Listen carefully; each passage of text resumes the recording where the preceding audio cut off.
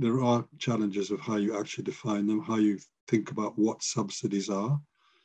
And the WTO has attempted to define subsidies in a rather precise way in the Agreement on Subsidies and Countervailing Duties, but at the same time, understanding or recognizing that that does not cover the whole waterfront in terms of, let's call it subsidy equivalence.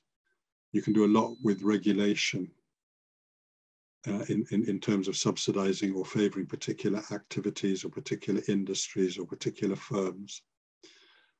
But the way that the subsidies agreement deals with this is to say, if there's a subsidy, it's because there has been a financial contribution in one form or another, or the government has been involved in buying and dealing with particular firms on a favorable basis, or they have had some kind of price or income support mechanism in place.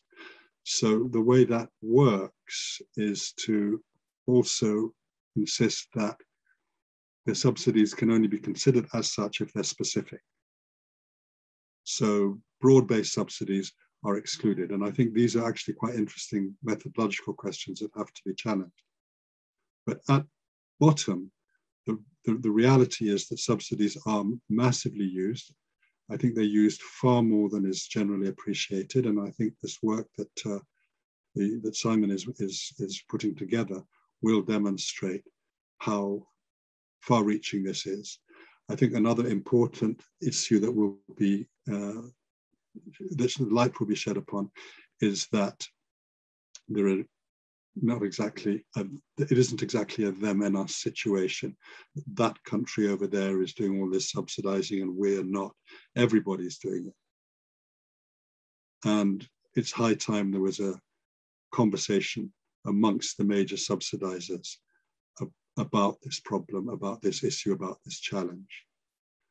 And in that context, I think it's also really important to recognize that it isn't straightforwardly a question of saying all subsidies are bad. Far from it. Some subsidies are bad. Some subsidies simply distort incentive structures, distort production structures in ways that are not helpful except to a narrow band of beneficiaries. But at the same time, subsidies can be very positive because markets don't do everything. And if we were able to have a good, get a good handle on good subsidies and bad subsidies, so to speak, when it comes to good subsidies, subsidies that actually encourage things that the markets don't necessarily take care of, then we're in a very different territory in which I see a good deal of potential for cooperation amongst governments, not in terms of refraining from misbehaving with subsidies, but from mutually supporting activities which the markets aren't taking care of. The obvious case today that everyone is so worried about is climate and climate change. So I think that there's a very important set of issues that need to be addressed. I think one of the difficulties that we are facing is that governments tend to be in accusatory mode, mutual accusations of who's subsidizing what. And it's time for a conversation about what really are the issues, who's doing what these things, what are the impacts of these subsidies, and how to manage the problem, both in terms of mutual restraint and mutual support where it comes to positive subsidization. Now, in order to do all this, an awful lot of work is required to understand what the issues are. And I think that that is the direction in which Simon's work's going. And I think it's extraordinarily important. If we don't solve the subsidies question, or at least get some way to improving our mutual understanding of what it is and what needs to be done about it, I don't think we're going to get back on track in terms of trade cooperation in the way that is badly needed right now.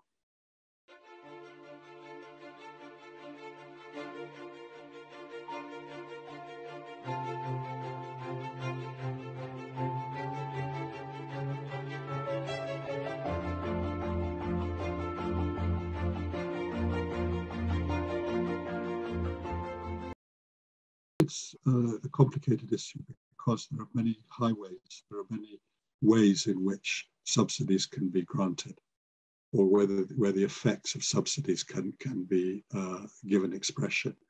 So the way the WTO tries to do this is to identify very specifically what kinds of subsidies are at stake. And in doing that, they look at financial contributions, they look at price and income supports, they look at government involvement in ways that confer privileges on particular enterprises or particular sectors.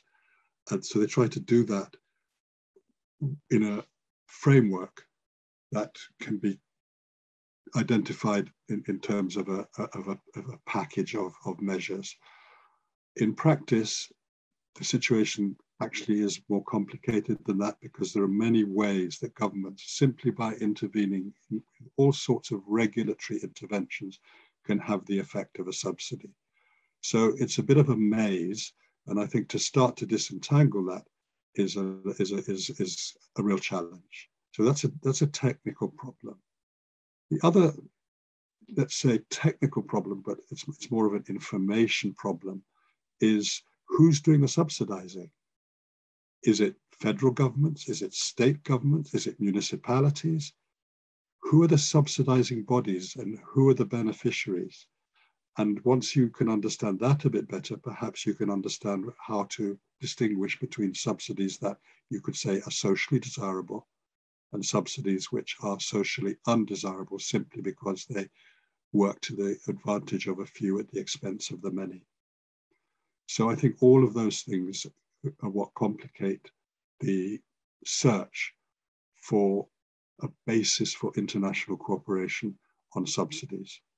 So there's the definitional issues, there's the how, and there's the who. And until we get more clarification of the how and the who and the so what, we're going to be struggling in terms of getting satisfactory cooperation. And frankly, I don't think this is just a multilateral problem. I think it's a problem at the regional and preferential level as well. So anything that can clarify this, anything that can shed more light on it, I think is a highly worthwhile pursuit.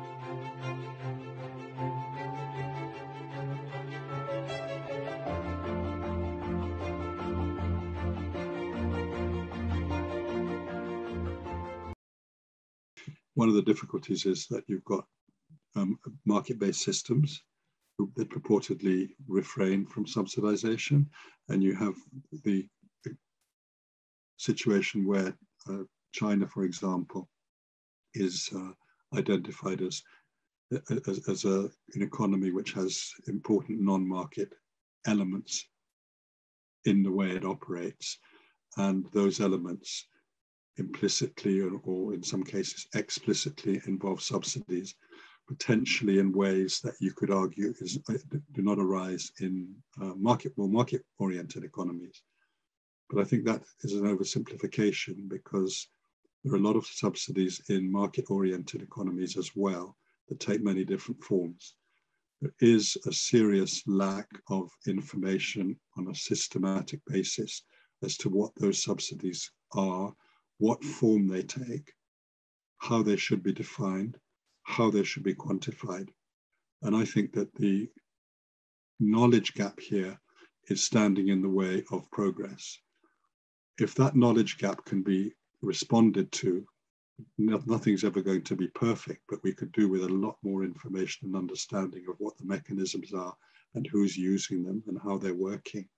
Then I think it will be much more likely that governments say, all right, now that we understand the problem a little better, let us at least have a conversation that implicates all of us in the search of a solution, instead of simply finger pointing to say, look, these are the different mechanisms that work. These are the consequences of those mechanisms.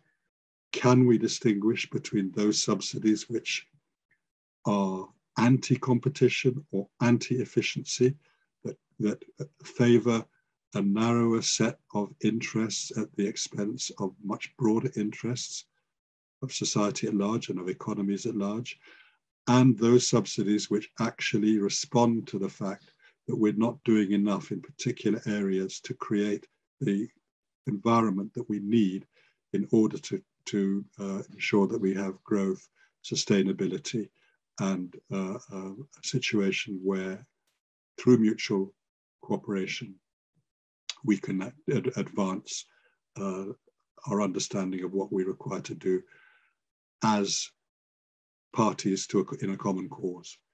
I think that all this has been lacking. We've seen over the last 2 to 3 decades a real fall off in commitment to negotiate systematically on a number of issues, especially at the multilateral level. And I think subsidies is very high on that list. So any work that can shed light on subsidies, that can clarify further what we really need to address and how we should distinguish between subsidies that are positive and subsidies that are negative. Until we do that, I think we're going to be in a less desirable place than we could be. And so any work that's done that can clarify this is a huge plus in my view.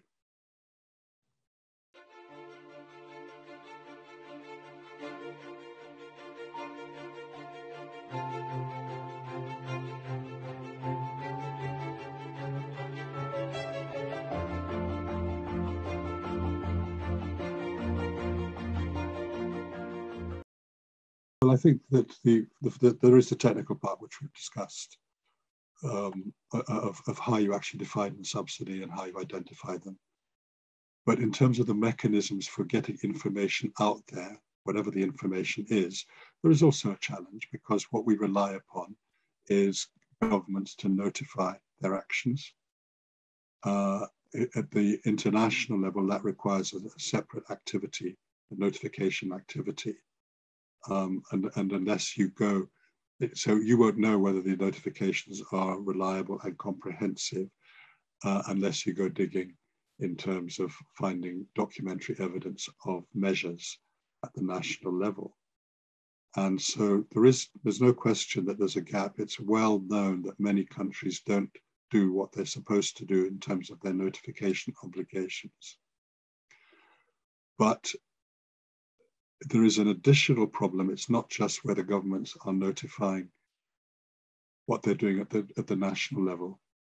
National governments are the signatories of international trade agreements by and large.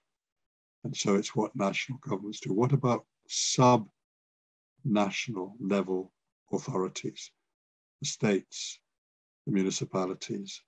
A lot of subsidy activity falls within those areas, and they are much, much harder to get information about. Part of this, no doubt, you could attribute to an unwillingness to share that information as openly as governments might if they really wanted to. And so there's a question of trying to solidify cooperation around the idea that it is worth getting this information out. But so I do think that there's the reason why you need a third-party examination of this is that it's simply not sufficient to rely on systematic information coming out from government bodies. So I would say yes, that there really is a need to have a more independent, systematic examination at the national and state level within economies of who is doing what, to whom, and how.